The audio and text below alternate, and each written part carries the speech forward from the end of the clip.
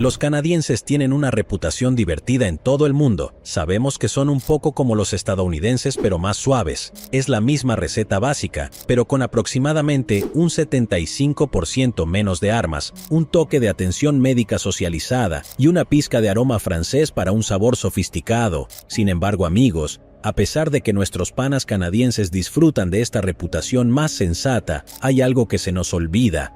Sucede mucho más al norte de la frontera, y estoy seguro de que les gustaría barrerlo bajo la alfombra. Eso quedará claro al final del episodio, porque hoy estaremos explorando probablemente el caso más infame en la historia de Canadá, la historia del criador de cerdos asesino. Mientras el mundo apenas termina de intentar comprender colectivamente la extraña historia de Tiger King, el dueño de un zoológico arrestado bajo sospecha de contratar a un sicario, Canadá todavía está procesando el legado horroroso de su propio príncipe criminal de los montes. Al igual que la trágica balada de Joe Exotic, su historia está llena hasta el borde de drogas, sexo, dinero y asesinato. Sorprendentemente, el caso canadiense es mucho más extremo y nos trae una advertencia justa. Si estás comiendo carne de cerdo picada en este momento, es posible que quieras apartarla. En el centro de la historia están dos hermanos, David y Robert Picton, de Port Coquitlam, no muy lejos de Vancouver. Aquí, los hermanos y su hermana Linda eran dueños de una granja de cerdos que habían heredado de sus padres en los años 70. Sin ganas de pasar el resto de sus vidas cuidando cerdos, los hermanos decidieron vender la tierra a desarrolladores inmobiliarios, trozo a trozo, embolsando una buena suma de dinero en el proceso. Comenzaron a hacer esto a principios de la década de 1980, cuando la industria porcina sufrió un gran golpe, así que se volvió más rentable desmantelar la mayor parte de la operación. Sin duda, amigos, fue una decisión inteligente. Una sola venta de terreno les valió a los hermanos la fabulosa suma de $5 millones canadienses en la década de 1980, lo cual es mucho más que $5 millones canadienses de hoy. Para mediados de la década de 1990, habían acumulado millones de dólares en propiedades como resultado. La granja todavía estaba en funcionamiento, pero apenas ya. David y Robert tenían preocupaciones mucho más grandes que ocuparse del menguante negocio familiar. A pesar de estar a mediados de sus 40s, los dos solteros eran fiesteros masivos. Su reputación en la zona por sus estilos de vida salvajes causó mucha fricción con la ley a lo largo de los años. David, el hermano menor, tenía una boca sucia y se parecía un poco a Robin Williams, pero si Robin Williams se hubiera dedicado al tráfico de metanfetaminas en lugar de la comedia, aún así, tendrías que llamarlo el hermano guapo, porque el hermano mayor, Robert, es para darle de comer aparte. Esto se lo podemos atribuir a su monstruosa y sagrada melena, prueba de que podría ser millonario sobre el papel, y, aún así, parecer que robas carritos de compras para vender el metal. Las desgracias de Robert no terminaban con su peinado. También era conocido por llevar consigo el insoportable hedor del estiércol de las ovejas. Esto se debía en parte a que a Robert le tocaba hacerse cargo de lo que quedaba del negocio ganadero, al que se dedicaba por las tardes después de chambear en trabajos de bajo nivel en los nuevos negocios de David durante el día. A pesar de vestirse como el líder de una pandilla de motociclistas, David era en realidad un empresario completamente legítimo. Tenía varios proyectos en marcha durante los años 80 y 90, principalmente en la industria de la tierra vegetal y la demolición de salvamento. También era famoso por ser paranoico y siempre viajaba con su fiel pastor alemán a su lado. Las peculiaridades de los hermanos probablemente se remonten a su problemática crianza. Louise Picton, la matriarca de la familia, era famosamente dura con ellos. Obligaba a los niños a trabajar largas jornadas en la granja desde temprana edad. Si se negaban o se portaban mal, los rociaba con una manguera como castigo. Ese trauma podría explicar la aversión arraigada de Robert a las duchas. Probablemente, él fue quien recibió la mayor parte de este maltrato, ya que era un niño lento. De hecho, en la escuela tuvo que asistir a clases de educación especial después de repetir grados. A menudo les contaba a sus amigos en su vida adulta cómo sus padres le habían regalado un ternero para que lo amara y cuidara, solo para sacrificarlo luego. Cuando se sentía un poco abrumado por todas estas atrocidades, el joven Robert se metía dentro de un cadáver de cerdo vaciado para esconderse. De nuevo, probablemente eso no ayudaba mucho con el hedor. Como ven, la vida no fue exactamente fácil creciendo en la granja de cerdos Picton. El control dominante de su madre persistió hasta que los hermanos estaban bien entrados en sus 20s. Fue entonces cuando heredaron la propiedad completa del negocio. Su padre murió en 1977 y su madre solo 2 años después. Con un saco de dinero cada uno, y una carga de disfunción social sobre sus hombros, los niños Picton continuaron llevando vidas bastante coloridas. En 1996, David y Robert decidieron compartir parte de su riqueza con la comunidad. Presentaron una solicitud para su propia organización sin fines de lucro llamada la Sociedad del Palacio del Cerdito Divertido. En la solicitud, escribieron que su plan era el siguiente: organizar, coordinar, administrar y llevar a cabo eventos especiales, funciones, bailes, espectáculos y exhibiciones en nombre de organizaciones de servicio, organizaciones deportivas y otros grupos valiosos. Suena encantador, ¿verdad, amigos? Entonces, ¿qué tipo de eventos de recaudación de fondos benéficos organizaban? ¿Torneos deportivos? ¿Subastas de caridad? ¿Picnics comunitarios? En realidad no. Las actividades filantrópicas de los Picton eran un poco más subidas de tono que eso. Estamos hablando de fiestas llenas de drogas, prostitutas y Hells Angels, todo en beneficio de la comunidad, por supuesto. Además, si tuvieras la suficiente estupidez para aceptar una invitación a una de estas fiestas, te encontrarías con que el palacio no era tan lujoso como el de Buckingham. Los terrenos alrededor de los edificios de la granja estaban llenos de vehículos en ruinas y montones de escombros de los negocios de demolición de David. Al pasar por la puerta principal, habrías visto un encantador letrero colgado en ella, afirmando que la propiedad estaba custodiada por un pitbull infectado con el VIH, refiriéndose a la raza de perros y no al rapero. Esto fue solo una pequeña y enferma broma por parte de los dueños, pero estableció un tono amenazante que combinaba perfectamente con las fiestas en su interior. Luego, caminarías por el barro hacia un matadero convertido, donde cientos de rebeldes se reunían regularmente para lo que llamaban eventos comunitarios. Se informó que estos eventos, a menudo, terminaban en violencia, metanfetaminas y pandillas de motociclistas. Un asistente no identificado a una de las fiestas le dijo una vez a la televisión canadiense: "En realidad, he tenido que llevar a amigos a salas de emergencia porque fueron al bus can después de dejar el bar. Un amigo mío miró mal a una chica y terminó siendo golpeado tan mal que los porteros lo recogieron y lo golpearon más mientras lo echaban por la puerta, tirándolo en la acera afuera. Me dijeron que bus can es un modismo canadiense para un bar sombrío o ilegal, y no hay muchos más sombríos que este". Cuando la ciudad intervino para tratar de cerrar las fiestas por venta ilegal de licor, los hermanos reafirmaron que estaban recaudando dinero para la comunidad. No pueden impedirnos tener nuestras fiestas de drogas y sexo. Piensen en los niños.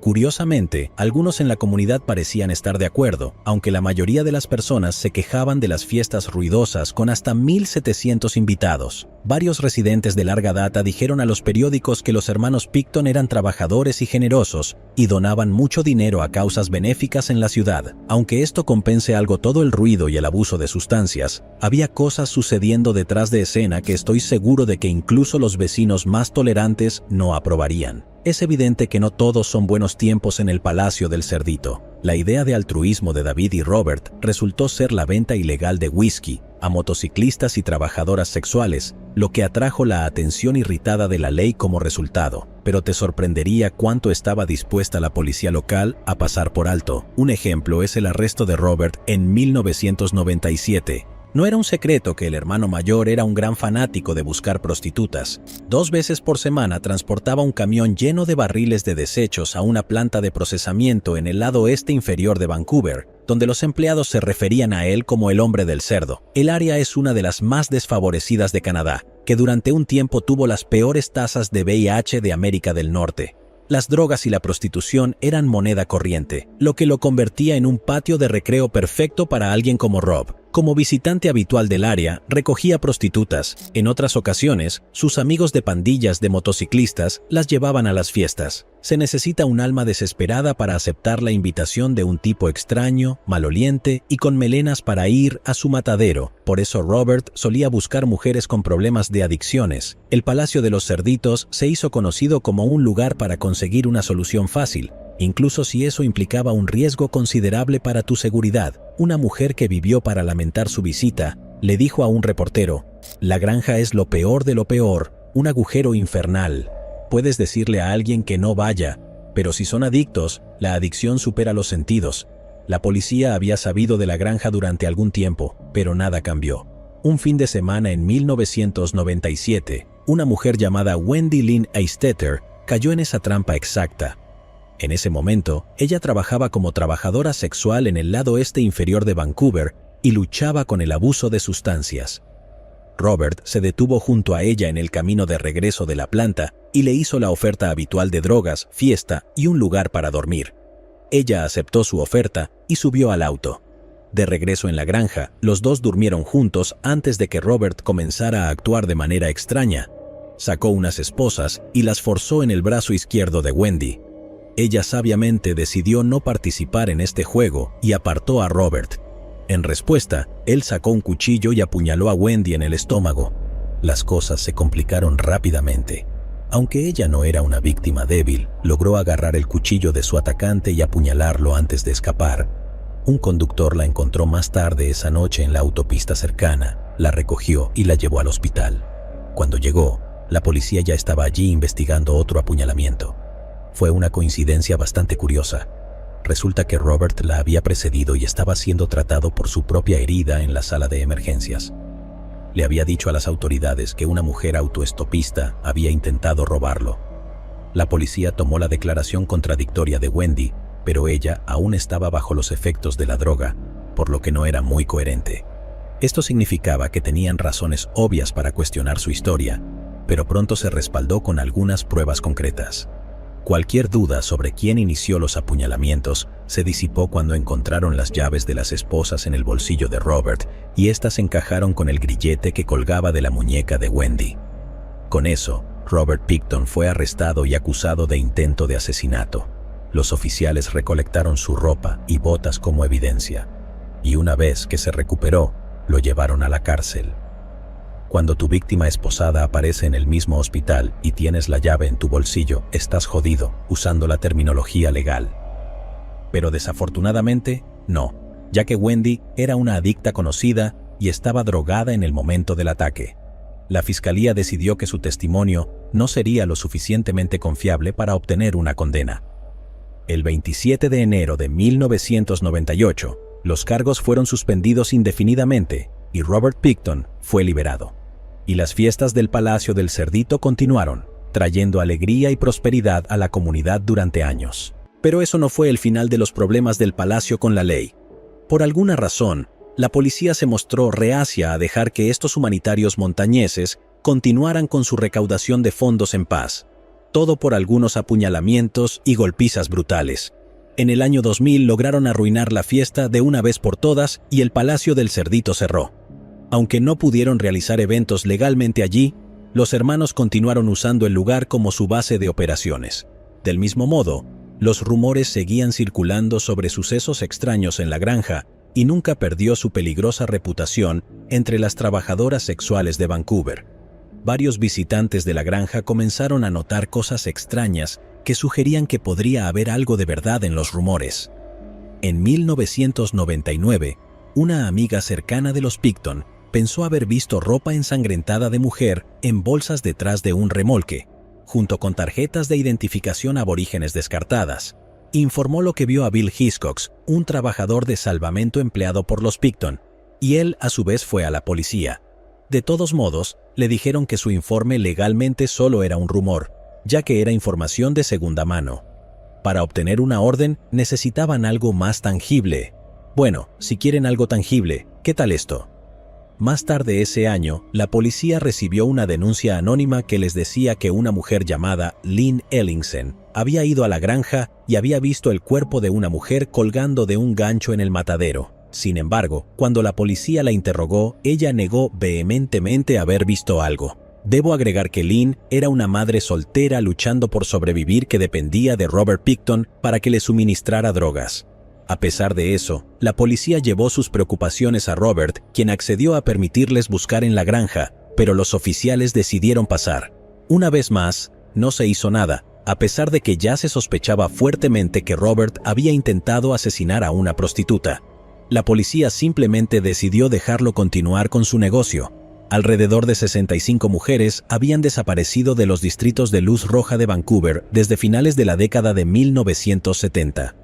Cuando las autoridades comenzaron a rastrear adecuadamente las estadísticas, era especialmente peligroso en el lado este inferior, donde Wendy Lynn Eistetter había estado trabajando en ese momento.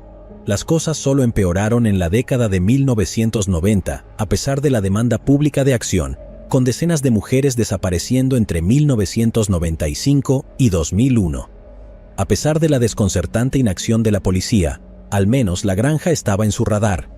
Al fin, tuvieron la oportunidad de registrarla cuando un ex empleado llamado Scott Chubb informó haber visto armas ilegales en la propiedad.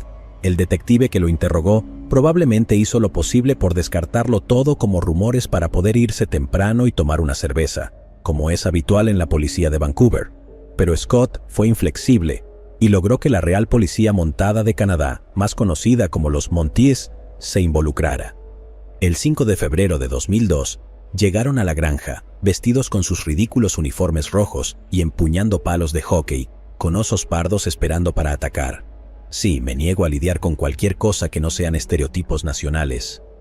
Fotos de ese día muestran una larga línea de autos de policía y camionetas de noticias estacionadas frente a la propiedad.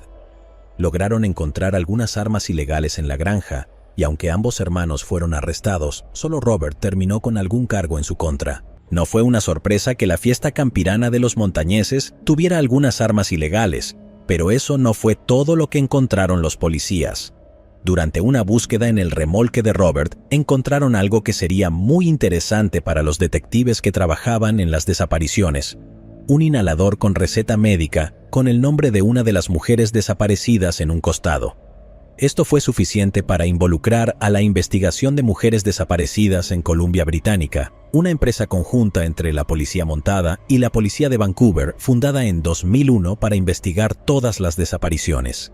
El equipo tenía muchos casos en su lista en este punto, la mayoría de ellos mujeres que apenas existían en la sociedad normal y cuyas desapariciones habían pasado casi desapercibidas, excepto por el dolor de unos pocos familiares. A medida que se revelaba una imagen más clara de lo que estaba sucediendo en la granja durante todos esos años, cualquier esperanza que aún tuvieran de un feliz reencuentro con sus seres queridos estaba a punto de desmoronarse. Por el momento, los hermanos fueron liberados después de pagar la fianza por los cargos de armas de Robert, pero él fue sometido a una estrecha vigilancia policial, probablemente debido a la apuñalada, las armas y las cosas de las mujeres desaparecidas. La granja ahora estaba acordonada como una escena del crimen, lo que significaba que todo lo que el hombre cerdo podía hacer era seguir con sus días sabiendo muy bien lo que la policía estaba a punto de descubrir. La búsqueda comenzó el 6 de febrero, solo un día después de la redada de armas de fuego. Los agentes federales entregaron el control a sus colegas del proyecto, el grupo de trabajo, quienes examinaron cada rincón de la granja en busca de pistas. La imagen que estaban pintando pronto se convertiría en algo sacado directamente de una película de terror. Su descubrimiento comenzó con un par de tarjetas de identificación pertenecientes a dos de las mujeres desaparecidas. Estas fueron encontradas en el remolque de Robert junto con jeringas usadas que contenían una sustancia azul misteriosa. También había prendas de vestir, joyas y maquillaje esparcidos. Las pruebas de ADN tomarían tiempo, pero era seguro asumir que no eran propiedad del sujeto, a menos que tuviera una carrera de drag en ciernes que pasó desapercibida para la ley. La teoría de la reina del drag montañesa fue completamente desacreditada con el siguiente descubrimiento. En un congelador ubicado en el taller de Robert, los oficiales encontraron las cabezas, manos y pies cercenados de dos mujeres. Estas eran Serena Abbotsway y Mona Wilson. Su asesino apenas había intentado ocultar los crímenes. El 22 de febrero, Robert Pickton fue arrestado una vez más y acusado de 2 cargos de asesinato en primer grado. Lo llevaron a la cárcel y lo mantuvieron sin derecho a fianza mientras la policía investigaba la magnitud de sus crímenes. Quedaron muchas preguntas sin respuesta después de la búsqueda preliminar, después de todo. Una de las preguntas destacadas es el misterio de la pistola consolador. Sí, escuchaste correctamente. ¿Por qué las autoridades encontraron un revólver calibre 22 con un consolador sobre el cañón y una bala disparada a través de él? Pickton afirmaría más tarde que improvisó el dispositivo como un silenciador casero. Una idea genial para la próxima película de James Bond, si algún guionista está escuchando.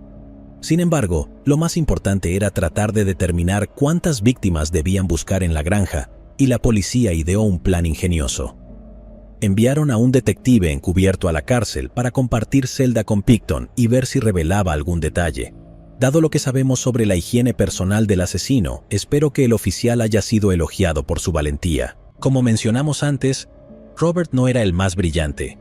Su hermano lo describió como excesivamente confiado e ingenuo, así que el truco de la policía funcionó a la perfección. Picton compartió con gusto detalles de sus crímenes con su nuevo compañero de celda, incluso disfrutando de ser el centro de atención. Robert contaba alegremente historias sobre sus recuerdos de asesinato, lo que ayudó a identificar a algunas de las víctimas. En su mente, estaba destinado a convertirse en una gran celebridad cuando se hiciera público. Su único lamento era que se había descuidado en sus crímenes y no pudo alcanzar un número redondo en su recuento de asesinatos. En cuanto al número total de asesinatos que logró cometer, Robert se jactaba: «Tengo un cargo de asesinato y otros 48 más por venir. ¡Whoopee!». Ahora, el desafío para los investigadores era encontrar pruebas físicas para poder imputar cada uno de esos cargos de asesinato al asesino boquiabierto. Sí, le he dado otro apodo. Excavaron los patios, revisaron todas las habitaciones e incluso desmantelaron los edificios. A lo largo del proceso, se encontraron efectos personales de docenas de víctimas. Se trajeron cintas transportadoras y otras máquinas para ayudar a clasificar la tierra y los escombros dejados por el negocio de salvamento.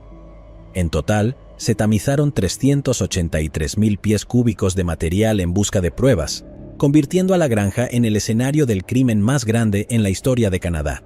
No me sorprendería si también se encontraran la mayor cantidad de fragmentos de evidencia individual. En total, hubo 600.000 exposiciones separadas y 2.000 muestras de ADN.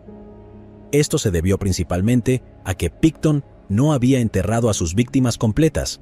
Se cree que desmembró los cuerpos antes de pasar las piezas por una picadora de carne y arrojar lo que quedaba a los cerdos. Sorprendentemente, esa no es la parte más espantosa. En 2004, los investigadores informaron que algunos restos humanos molidos podrían haber sido vendidos al público mezclados con carne de cerdo. Una vez que se recuperaron las muestras, comenzó la parte difícil. Los antropólogos forenses se enfrentaron a la tarea de clasificar todas esas miles de pequeñas piezas de hueso, cabello y dientes para tratar de determinar a quiénes pertenecían exactamente. No fue una tarea fácil, ya que algunas de las muestras estaban muy descompuestas debido tanto al tiempo que habían estado allí como al método de desecho. Sin embargo, algunas estaban más intactas y proporcionaban una visión más profunda de los métodos enfermos de Robert. Había cortado los cráneos de algunas víctimas y colocado sus manos y pies en su interior, amigo. Se les pidió a las familias de las mujeres desaparecidas en Vancouver que proporcionaran muestras de ADN para facilitar el proceso. Sin embargo, lamentablemente, algunas de las mujeres no tenían parientes a quienes contactar. Un toxicólogo forense pudo determinar que muchas de las víctimas habían consumido drogas cuando murieron, tanto de prescripción como ilícitas. Esto se respaldó por las jeringas y otros utensilios para drogas encontrados en el remolque de Robert. Este proceso continuó hasta noviembre, y con cada nueva identificación positiva, a Robert se le imputaban nuevos cargos de asesinato. El 2 de abril, fue acusado de las muertes de Jacob MacDonald, Heather Bottomley y Diane Rock. El 9 de abril, de Andrea Josbury y Brenda Wolf. Al día siguiente, en septiembre, de Georgina Papin, Patricia Johnson, Helen Hallmark y Jennifer Ferminger. En octubre, de Tanya Holick, Sherry Irving, Inger Hall y Heather Chinook. Estas fueron las 15 víctimas por las que oficialmente se acusó a Robert al final de 2002. No eran las 49 completas que él afirmaba haber matado, pero era un comienzo. En esta época, Lynn Ellingson se presentó para revelar que en realidad había visto ese cuerpo colgado en el matadero en 1999 y ahora quería contar la verdad. Esperamos que alguien le haya dado una medalla. Si hubiera hablado antes, o si la policía simplemente hubiera registrado la maldita granja, se habrían salvado las vidas de 10 mujeres. Un acontecimiento del pasado también resurgió cuando los agentes volvieron a examinar el pequeño asunto del asesinato fallido de Robert en 1998. Como mencioné, su ropa y botas de ese día fueron confiscadas, y cuando las recuperaron del almacenamiento en 2004, los analistas forenses pudieron encontrar coincidencias con muestras encontradas en 2 mujeres desaparecidas más. Estas se sumaron al nuevo conjunto de cargos presentados contra Picton en 2005. Por los asesinatos de Andrea Borhaven, Marie Frey, Tiffany Drew, Cara Ellis, Deborah Lynn Jones, Kerry Koski, Sarah Debris, Angela Jardine, Wendy Crawford, Cynthia Felix y Diane Melnick, además de una última mujer no identificada. El número total de cargos de asesinato ahora era de 27, aunque la policía estaba totalmente convencida de que él había hablado sinceramente acerca de sus 49 víctimas en total. No pudieron encontrar pruebas concluyentes para el resto. Ya habían gastado más de $70 millones solo para llegar hasta allí. Se cree que su carrera asesina podría haberse extendido durante décadas. Sin embargo, todos los casos confirmados ocurrieron entre 1995 y 2001. Es posible que no hayan logrado probar todo lo que querían, pero incluso uno de estos cargos habría sido suficiente para permitir a los fiscales buscar la máxima condena posible. Con 27 cargos restantes, se prepararon para enjuiciar al asesino de la granja de cerdos. Comenzó en la Corte Suprema de Columbia Británica el 30 de enero de 2006. Robert Pickton se declaró inocente de cada una de las 27 acusaciones en su contra, lo que significaba que todo el caso iría a juicio al año siguiente. En caso de que no estés familiarizado con todo este tema de crimen y castigo, 27 asesinatos en realidad es bastante alto. Si todas las acusaciones se hubieran escuchado en el mismo juicio, el jurado habría dejado de lado sus propias vidas durante aproximadamente 2 años solo para participar. Y no es como en los dramas televisivos de la corte. El deber de un jurado real está lleno de tanta tediosidad que 2 años de ello volverían loca a cualquier persona razonable. A lo largo de 2006, el juez fue reduciendo las acusaciones y las pruebas para que fueran más manejables. Al final, se decidió que el primer juicio seguiría adelante solo con las 6 acusaciones más fuertes. El caso de la Jane Doe sin identificar fue completamente desestimado. Las 6 acusaciones restantes eran los asesinatos de Wilson, Abbotsway, Papin, Wolf, Frey y Josbury. Cuando comenzó la parte principal del juicio, el 22 de enero de 2007, el jurado escuchó cómo Pickton había atraído a cada una de estas mujeres a su remolque, ofreciéndoles heroína y otras drogas antes de poner fin a sus vidas y deshacerse brutalmente de sus cuerpos. Ya sabíamos que había usado un cuchillo para matar a algunas de sus víctimas, pero durante el juicio, algunos testigos revelaron detalles aún más horribles sobre sus métodos de asesinato. Scott Chubb, el tipo que llamó a la policía sobre las armas ilegales, recibió una vez un consejo de asesinato no solicitado de su jefe. Robert le dijo que una de las formas más fáciles de matar a una prostituta adicta a las drogas era inyectarle líquido lavaparabrisas en las venas, lo que explicaba la sustancia azul en las jeringas. Otro testigo reveló cómo Pickton se jactaba de estrangular a sus víctimas hasta la muerte. Las ataba, las mataba y luego las procesaba como si estuviera siguiendo instrucciones para el ganado.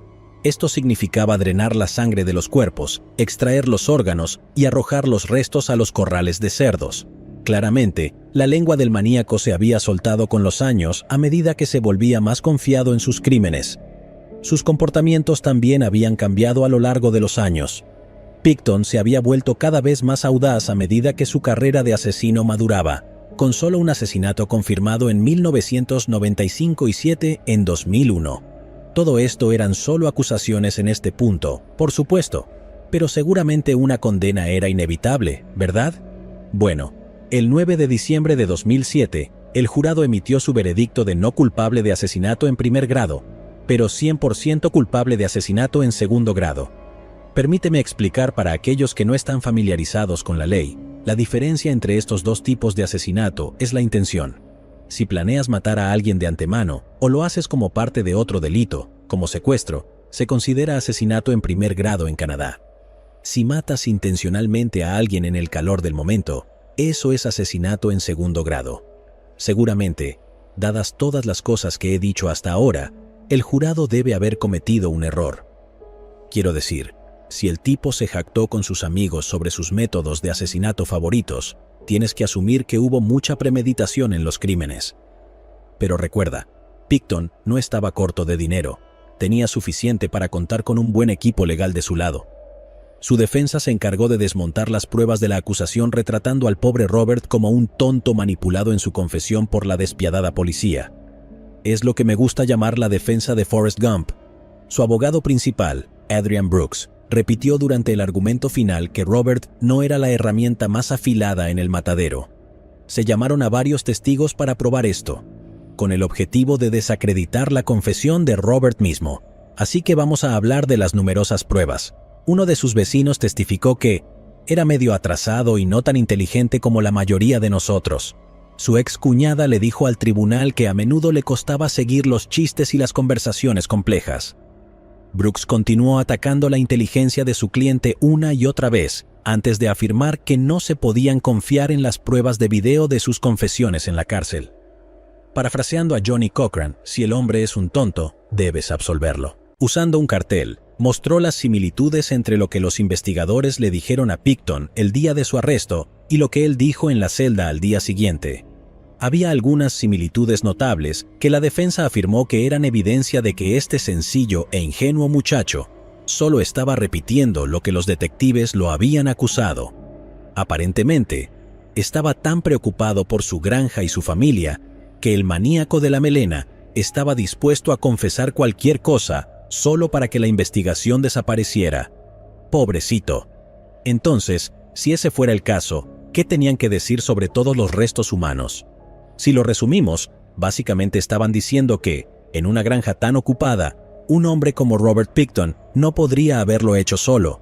Estaba asumiendo la culpa por uno o más cómplices que incluso podrían haberlo presionado para participar o asumir la culpa.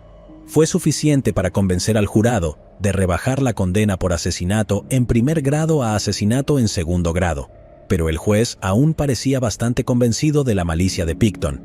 Impuso una sentencia adecuadamente severa, cadena perpetua sin posibilidad de libertad condicional durante 25 años. Esa es la pena máxima absoluta posible bajo la ley canadiense. En los próximos años, el equipo de defensa de Pickton presentaría apelaciones hasta la Corte Suprema de Canadá, pero ninguna de ellas tuvo éxito. En cuanto a los otros cargos de asesinato pendientes, fueron increíblemente abandonados. Se dictaminó que perseguirlos en juicio no era necesario, ya que cualquier condena no resultaría en un aumento en la sentencia de Robert. Muchas de las familias estaban comprensiblemente indignadas y uno se pregunta si las víctimas hubieran sido de orígenes menos desfavorecidos, ¿sus muertes hubieran quedado sin respuesta así? Diría que es una suposición bastante acertada, dado cuánto la policía ya había fallado a las víctimas hasta este punto. El jefe de la policía de Vancouver, Doug Lepard, emitió una disculpa pública por el tiempo que les tomó darse cuenta de lo que sucedía en el Palacio del Cerdito. Dijo: desearía que las diversas agencias involucradas hubieran podido hacerlo mejor de muchas maneras, y desearía que se hubieran salvado más vidas. Así que de mi parte, y en representación del Departamento de Policía de Vancouver y de todos los hombres y mujeres que trabajaron en la investigación, quiero decirles a las familias cuánto lamentamos sus pérdidas y que no hayamos atrapado a este monstruo antes. ¿Cómo falló la policía en dar seguimiento a una apuñalada y los informes de mujeres colgadas en el matadero? Bueno, como mencioné antes, muchas de las mujeres que desaparecieron eran indígenas canadienses y la mayoría trabajaba como prostitutas. Ya eran bastante invisibles para la sociedad antes de desaparecer. Una mujer llamada Sherry Rail ni siquiera fue reportada como desaparecida hasta 3 años después de su desaparición en 1984. Desde 1991, la gente de Vancouver había estado exigiendo que la policía hiciera más para combatir las desapariciones, comenzando con la marcha conmemorativa del Día de la Mujer. La policía disolvió su primer equipo de tarea para combatir el problema en 1989 y básicamente le dijeron al público enfadado que no había evidencia de acción criminal y que las mujeres probablemente simplemente se habían mudado a otro lugar. Cuando muchas de las mujeres desaparecidas estaban solas en el mundo, era difícil desmentir eso. Cuando Pickton intensificó sus actividades criminales en los años 90, los rumores circulaban entre las trabajadoras sexuales de Lower East Side de que había un asesino en serie suelto. Las mujeres decidieron organizarse en parejas y transmitirse advertencias sobre clientes violentos. Incluso cuando eran victimizadas, rara vez confiaban lo suficiente en la policía como para denunciar las agresiones y robos que sufrían regularmente. Sus problemas para recibir atención y respeto adecuados por parte de las autoridades no se detuvieron ni siquiera después de la muerte. La familia de Georgia Papin afirmó que el Departamento de Servicios a las Víctimas los discriminó, negándoles comidas y boletos de autobús durante el juicio. Lo peor fue que no se les informó que escucharían una descripción traumática de la muerte de Georgina hasta que ya estaban entrando a la sala del tribunal. Más tarde, la familia de Cara Ellis reveló que solo les habían entregado una parte de sus restos y tuvieron que luchar durante 3 años para obtener el resto. Si piensas que todo esto suena completamente terrible, no estás solo. Se establecieron 2 investigaciones separadas en respuesta al caso.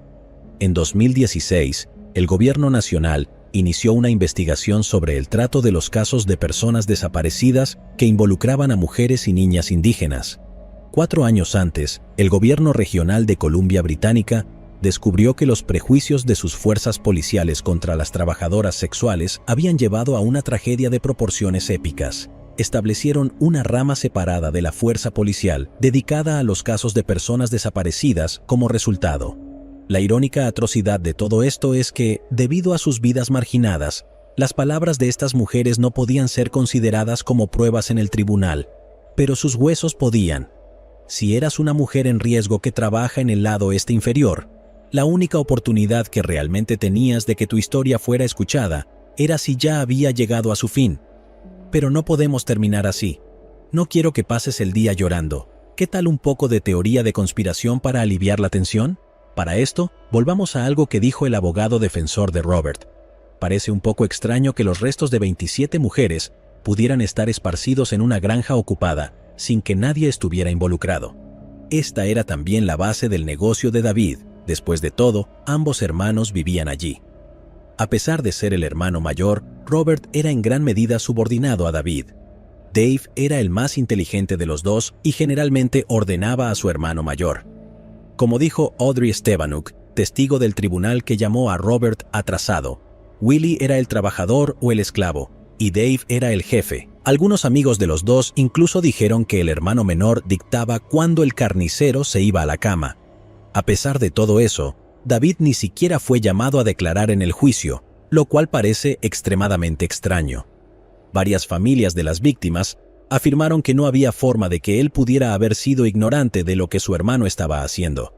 Como resultado, 9 familias presentaron demandas contra Robert Pickton en 2013, y 7 de esas demandas también mencionaron a David como codependiente, e incluso algunas culpaban a su hermana Linda, aunque ella vivía a varios kilómetros de distancia. Alrededor de la misma época, se informó que David fue visto conduciendo por el lado inferior, y las mujeres comenzaron a difundir la noticia. En los refugios para personas sin hogar y las clínicas de drogadicción se colocaron volantes de advertencia en las paredes, informando que el hermano de un asesino en serie intentaba recoger mujeres. El hombre mismo argumenta que no podría recoger a una prostituta incluso si quisiera, porque su pastor alemán odiaba a los extraños. Pero David no era ajeno a la violencia contra las mujeres. Aquellos que investigaron su pasado demuestran eso. En 1992, fue condenado por agredir sexualmente a una compañera de trabajo en un sitio de construcción. Acorraló a la mujer en un remolque y la manoseó antes de ser interrumpido por la entrada de otra persona.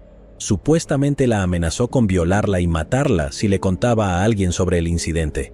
David solo fue multado con $1,000 y cumplió 30 días de libertad condicional como resultado de esta agresión.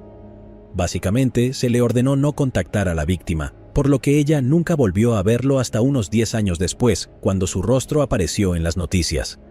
Esto desencadenó un ataque de pánico. La mujer vomitó y limpió su casa impulsivamente con lejía antes de ir al hospital. En 2015, ganó su propia demanda por trauma psicológico y recibió $45,000 en compensación. No pinta una imagen muy bonita del aspirante a Hell's Angel. Y hay un detalle final de la historia que suena inquietantemente similar a gran parte de lo que hemos escuchado hoy. La mujer reveló cómo poco después de presentar su informe policial original, uno de los compañeros de trabajo de Pickton amenazó con cortarla en pedazos si se quedaba en la ciudad. Ahora viene la parte en la que rociaría mi repelente de abogados en el aire porque estoy a punto de acusar a un hombre que no ha sido declarado culpable en un tribunal. Así que todo esto es absolutamente presunto. Con eso dicho, quiero decir, vamos, su hermano con discapacidad mental asesina a 27 mujeres justo debajo de su nariz y David no se da cuenta de absolutamente nada. Nunca entra en el remolque del hermano y ve todos los bolsos y tarjetas de identificación. Nunca se pasea por el taller para tomar una cerveza del congelador de cabezas desmembradas. Nunca pregunta por la pistola de consolador. No me molestaré en especular sobre quién podría haber estado involucrado y cómo. Estoy seguro de que eres capaz de llenar esos vacíos tú mismo.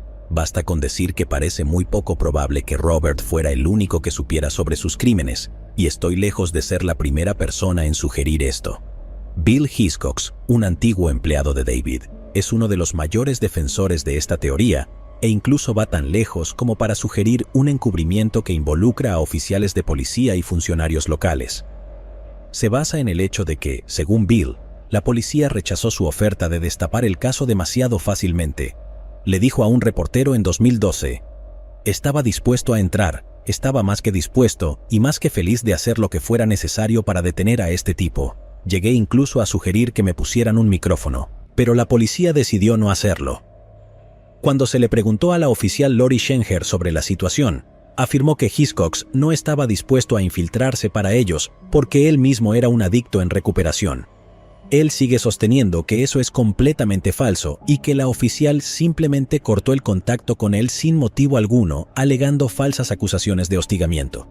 Entonces, ¿por qué cree que la policía querría arruinar intencionalmente la investigación? Bueno, al parecer, la conexión con la pandilla Hells Angels era más significativa de lo que muchos pensaban. Incluso algunos afirman que David Pickton mismo era miembro y que el cuerpo de un gángster asesinado estaba escondido en su propiedad. Según la versión de los eventos insinuada por Hiscox, el dinero y la influencia de la pandilla significaban que el Palacio del Cerdito y sus propietarios podrían haber tenido un poco más de poder en la ciudad de lo que cualquiera pensaba, lo suficiente como para permitir intencionalmente lo que sucedía allí. Es una teoría interesante, pero nos hemos adentrado demasiado en la especulación y prometí que no lo haría. Probablemente sea suficiente con afirmar que parece poco probable que los crímenes de Robert pasaran desapercibidos para todos sus asociados. Y si David realmente se estaba haciendo la vista gorda, podría no ser la primera vez que veía cómo un miembro de su familia acababa con la vida de alguien. Hay una página más trágica del álbum de recortes de la familia Pickton. Vamos a echarle un vistazo antes de terminar hoy. Esta nos lleva hasta la década de 1960, una historia de origen de uno de los miserables delincuentes de hoy, lo que nos brinda otra perspectiva de la problemática crianza de los hijos Pickton. En un artículo para el Toronto Star en 2007, la periodista Stevie Cameron investigó algunos de los rumores que habían surgido alrededor de la problemática familia a lo largo de los años. La historia central del artículo se obtuvo de uno de los amigos cercanos de Robert, quien confió a él en la década de 1990. El 16 de octubre de 1967, David Pickton acababa de obtener su licencia de conducir y decidió sacar el camión de su padre para dar un paseo por la noche. Mientras conducía por una carretera cerca de la granja, accidentalmente atropelló a uno de sus vecinos, Tim Barrett, un niño de 14 años. David regresó corriendo a casa para contarle a su madre y luego volvió al lugar del accidente con él. En lugar de llamar a una ambulancia, al parecer, ella decidió que sería mejor para la familia deshacerse del niño, así que lo empujó angustiada hacia una zanja, a unos 3 metros del costado de la carretera, y simplemente lo dejó allí. Dave tuvo que intentar encubrir lo sucedido llevando el automóvil a un mecánico para reparar el daño en la parte delantera. No fue hasta el día siguiente que encontraron a Tim. Un vecino lo había visto caminando por la carretera antes y se ofreció a ayudar a sus padres a buscarlo. Fue su padre quien encontró el cuerpo. Su hijo se había ahogado en el agua en el fondo de la zanja. Sus lesiones eran graves, pero no mortales. Tenía fractura de cráneo, pelvis fracturada y hemorragia craneal. Si lo hubieran llevado al hospital, probablemente se habría recuperado por completo. El expediente juvenil de David está sellado, por lo que no sabemos si recibió algún castigo por su papel en la muerte de Tim Barrett. Louise Pickton no enfrentó ninguna consecuencia, ya que nadie pudo demostrar que ella había movido al niño hacia el agua. Sin embargo, se convirtió en conocimiento común en el vecindario que ella tenía cierta participación en la muerte. Si la historia es cierta, parece que los antecedentes criminales del clan Pickton preceden a Robert y David. Si este último realmente estuvo involucrado en el primero de sus encubrimientos de asesinatos siendo tan joven, tal vez hacer la vista gorda ante los actos de su hermano no habría sido tan difícil después de todo. Esto concluye nuestra visita de hoy al amigable vecino del norte de América. Comenzamos con un terrible relato de cómo Robert Pickton asesinó y desmembró hasta 49 víctimas antes de alimentar con sus restos a sus cerdos, y terminamos con el perfil de uno de los clanes más moralmente cuestionables en la historia criminal canadiense. Ahora el peor de ellos está afortunadamente tras las rejas, y la granja donde llevó a cabo sus horribles asesinatos, estilo película de terror, ha sido pavimentada. En su lugar, ahora se encuentra un centro comercial. Es deprimente que Robert haya podido continuar su reinado de terror durante tanto tiempo sin ser capturado. Puedes creer que fue resultado de encubrimiento si quieres, pero lo más probable es que todo este desastre sea resultado del mismo viejo problema social que se repite una y otra vez. Personas extremadamente vulnerables que no reciben las protecciones que desesperadamente necesitan. Pickton se aprovechó del anonimato de sus víctimas, confiando en el hecho de que nadie, ni siquiera sus familias, la policía o un transeúnte, les importaría lo que les hizo. Tristemente, tenía razón. Una y otra vez, la policía no trató la violencia contra estas mujeres con la urgencia y seriedad adecuadas. Y más mujeres murieron a causa de ello. Aparte de eso, lo único que podemos destacar hoy es que la próxima vez que te inviten a un espantoso matadero de montaña, hazlo sensato, toma unas copas, haz contactos o ya sabes, mantente lo más lejos posible. Tú decides. Llegados aquí, ¿acaso no has visto este otro crimen? Yo no me lo perdería,